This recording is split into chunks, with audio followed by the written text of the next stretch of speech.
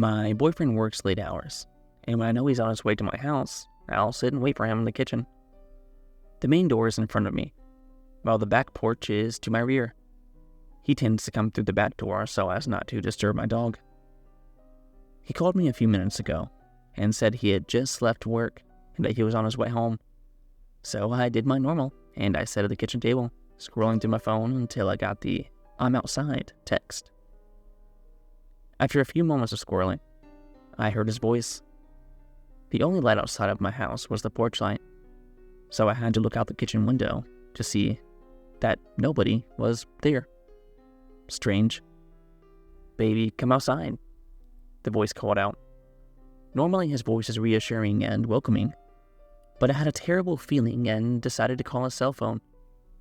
His phone is one of those old track phones that you have to buy the minutes for, so sometimes it simply rings a few times then goes to voicemail, which is exactly what it did. Eventually I gave up on calling him and stepped back into the kitchen to look outside. Maybe his phone had died, and he needed me to unlock the door for him. I actually thought I felt my heart stop for a moment when I realized the door was already unlocked. I started to text him, asking him to answer his phone. But while I'm doing this, the voice turned from a gentle tone to an angry one. It yelled my full name and told me to come outside, commanded me to come outside. My boyfriend never calls me by my full name, and at this point I'm starting to feel scared, if that's even the word for it, maybe terrified. I looked out the kitchen window and saw nothing as I called him again. After what felt like hours, he answered in a concerned way, apologizing because his phone was on vibrate. "Why are you telling me to come outside?" Those were the first words I said. There was an immediate silence over the line. "What do you mean? I'm just now on your road." He sounded worried, but I could tell he thought I was pranking him. The voice was getting angrier by the second. It cussed at me and eventually started banging on the door. It was so loud that even my boyfriend could hear it through the phone. I heard his car speed up. Then finally the sound of gravel from him pulling into my driveway. I finally mustered up the courage to move the curtain and see if there was really anybody there. I could see nothing, but my boyfriend ran up the steps to get to me. Once he got inside, the banging had come to a complete stop. I stood shaken while he looked around my yard. The only thing we saw was a deer running away. We didn't get much sleep that night, and eventually we plan on moving away, somewhere that's closer to the city, as my house is kind of far away from other people.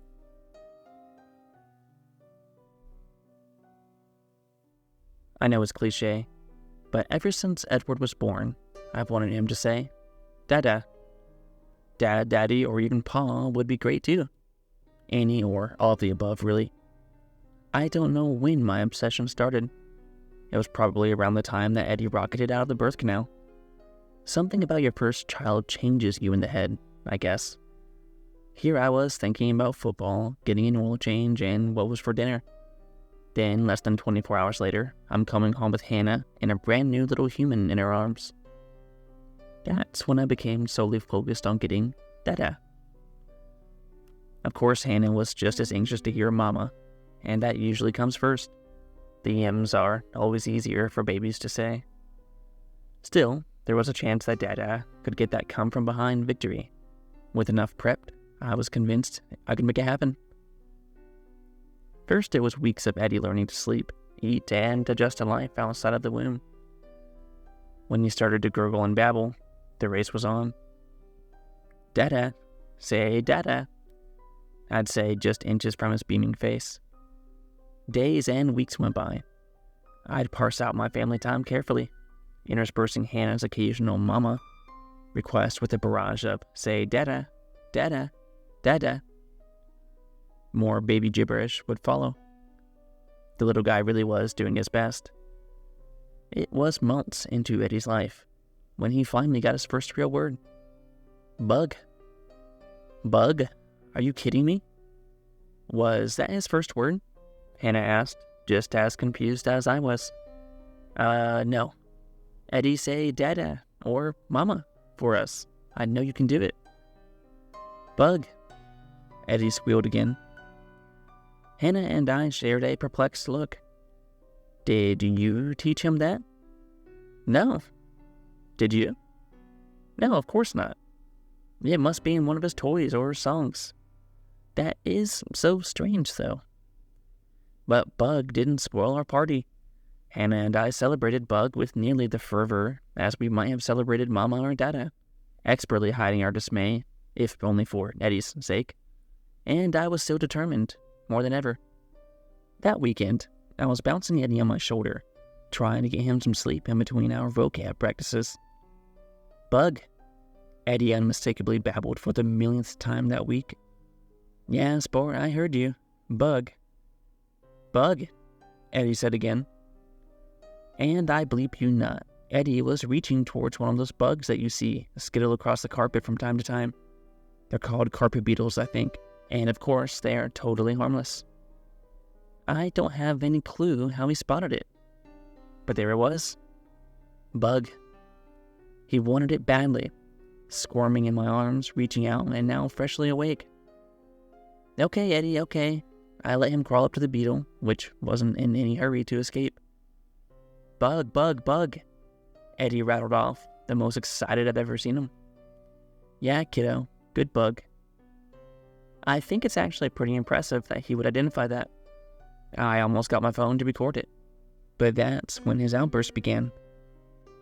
He screamed bug over and over. I stepped over to Eddie as his voice got louder, probably the loudest I'd ever heard outside of his routine crying. Hey Eddie, do you want me to? Was all that I was able to say. Bug, Eddie proclaimed as he killed the beetle with a clenched fist. Geez, Eddie.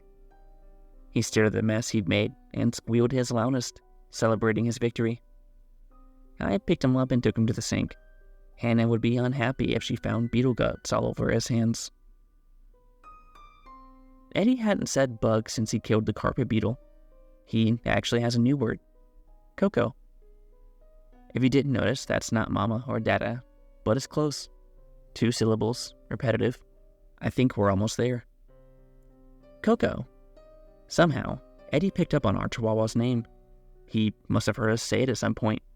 Or maybe C's are just easier for Eddie to pronounce than M's or D's. Coco is pretty old, and barely able to see or hear, so the toddler screeching his name probably is as bewildering to him as it is to me and Hannah. It's kind of cute though, I must admit. The two of them have certainly formed a unique bond.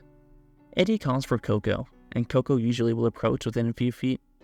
Eddie cheers Coco over and over again, then exhausts himself. Then the cycle repeats a couple hours later, after an inevitable nap. In addition to Eddie's second word, he's gotten more mobile. He'll crawl around and play with his food now. It means we can let him bounce around his nursery, allowing Hannah and I to do chores so long as one of us is watching. At least that's what we thought was the case. It was a Sunday afternoon. I was half watching football while Hannah was out shopping. Every few seconds, I'd check on Eddie to make sure he was enjoying himself and not getting into any trouble. Sooner or later, though, I had to use the restroom. It literally took me 2 minutes, maybe less. That's when I heard it. A barrage of Eddie screaming Coco. It had been a few days since Eddie had a Coco burst like this. It was audible through the entire house. I returned to the playroom as quickly as I could, and when I got there, I understood why Eddie had been squealing Coco so ecstatically. Coco was dead. I buried Coco by the time Hannah had gotten home that night. We loved that little dog. After a good cry and a mini funeral, we opened a bottle of wine and were trying to figure out what to watch on TV. So, you just found him? Hannah asked, finally able to talk about it. Yeah, Coco just took a nap and didn't wake up. That's for the best, she said. I guess we were expecting that sooner or later. Totally. He was really up there in years. Hannah sighed and started searching the streaming site with the remote. Can you get us some popcorn or something? She asked. Sure. I checked over my shoulder one more time before leaving the room. She wasn't suspicious in the slightest. Out of respect for Hannah's squeamishness, and trying to avoid a rather gruesome truth, I'd spared her the details. I'd outright lied to her. The images flashed through my mind as I combined the kettle corn with snowcaps. Coco hadn't passed in his sleep. When I returned from my midday bathroom break, Coco had managed to hop into Eddie's child safety fence, which I assumed had sparked the Coco outburst. Relatching the gate, I turned the corner to find Eddie squealing in the corner. Coco was wrapped in his teeny arms. "Coco!" Eddie shrieked. The toddler was squeezing the life out of the poor animal. I shouted, horrified at the sight of it all, and I did my best to stop it, but I was too late. By the time I'd reached Eddie and separated Coco from his vice grip, the pup had gone limp. "Eddie, what have you done?" Eddie's breath slowed.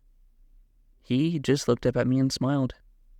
"Coco," Eddie answered. I still hadn't processed it, honestly. Eddie killing the bug was a fluke, but this was strange. I'd never heard of something like this. "Honey, come here." "Almost done," I called down the hallway, realizing I'd spent too much time PTSDing. "Now," my wife screamed. I dropped everything and jogged back to the living room, my pulse suddenly racing. "Are you okay?" Hannah was holding Eddie in her arms, a giant smile on both their faces. "Say it again, baby. Say it again, come on." I looked down at Eddie, confused. Our eyes met. "Dada," Hannah gasped. "I can't believe it. That's his third word," she celebrated.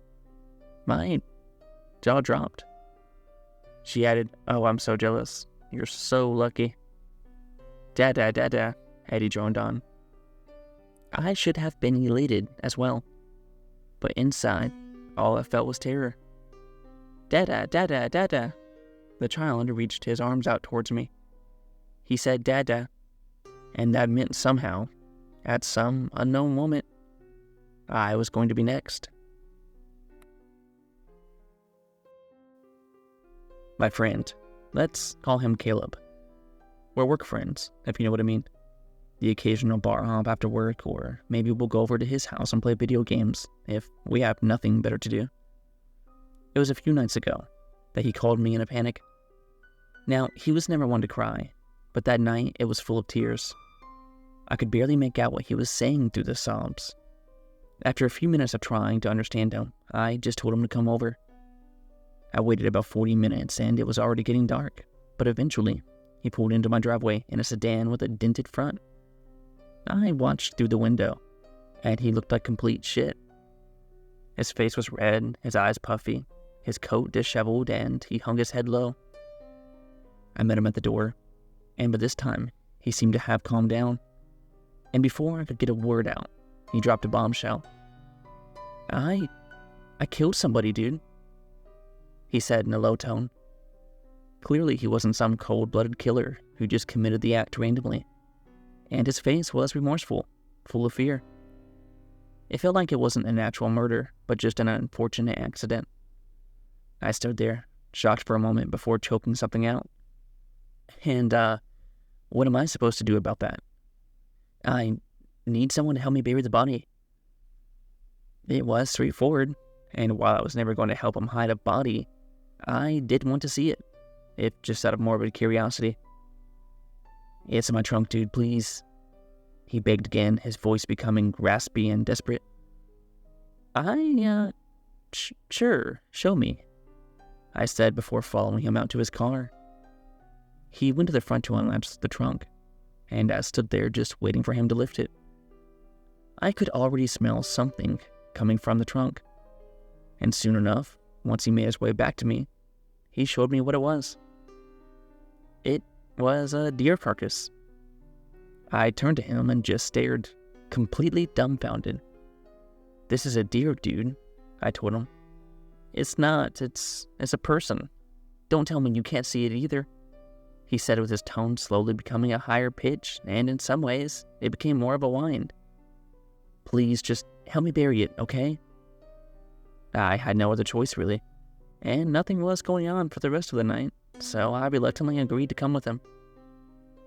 The ride to our destination felt like forever, and neither of us had said anything. At one point, I even fell asleep.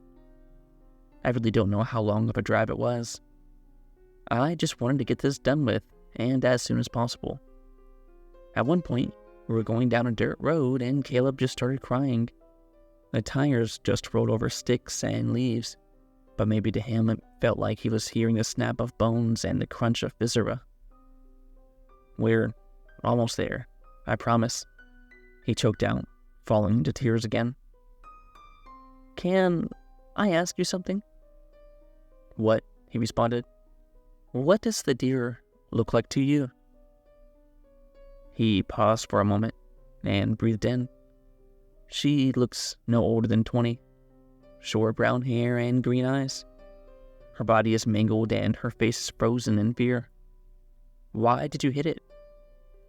"I hit her when I was drunk and going home from a party. I'm sure she was too. I don't know. I didn't mean to." He trailed off. The car fell silent again as it rumbled off the road and into a small clearing surrounded by trees. Caleb clicked the hazards on and left the high beams to illuminate the clearing. He didn't speak as he grabbed a shovel from the back seat and began to dig at the ground. I helped him. He walked over to the rear of his car once the grave had been dug and opened the trunk. He lifted the body up and took it to the grave. I helped him again. He unceremoniously covered the body with soil, and it was over. We got in the car to head home. It was a silent ride home, and nothing of merit happened. It was just silence. Once I was home, I slipped into bed. The next morning, I'd barely remembered what happened. Even now, I'm not able to remember every single detail. But I know now that I'll be seeing him a bit differently. If he believed it was some girl, he'd opt to hide the body rather than just call the police. I looked at the news today, and it was talking about a college girl disappearing, bearing the same features that Caleb told me about. I think somehow I might have aided in disposing of a body. I've been calling Caleb all morning, but he isn't picking up. Hopefully, I'll see him at work. I'll keep you guys updated